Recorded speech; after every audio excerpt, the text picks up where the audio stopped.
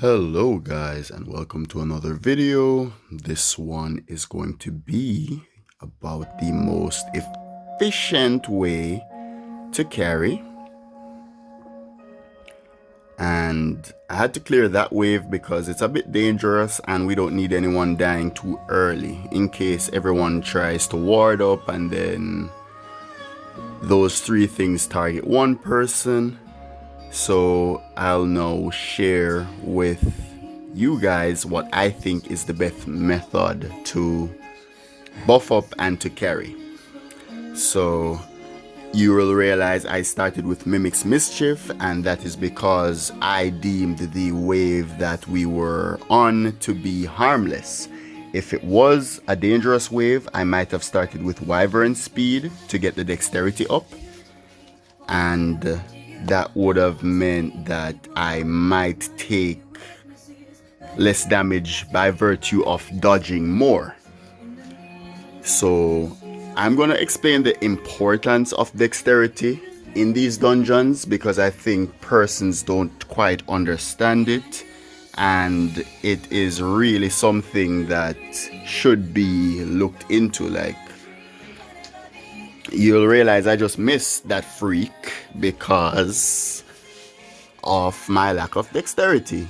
You'll notice that I have the dex up 1 and I have DC up and I still miss, which means that there is still more I could be doing.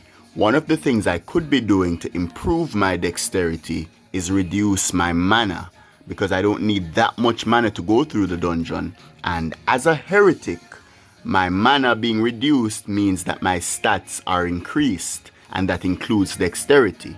And that passive is called Iconoclast. So whenever you don't need your extra mana, it is best to use it up so you can gain the additional stats. And the 2 stats we want to gain here, even though it gains like 5 stats, are dexterity and magic, so that I can do more accurate hits and more damage when I do hit. And when I do hit, it helps my temporary items to be activated. So my Lugus Gauntlet, I only use 1. When I hit, it is more likely to be activated because it is procced based on each individual monster that is hit.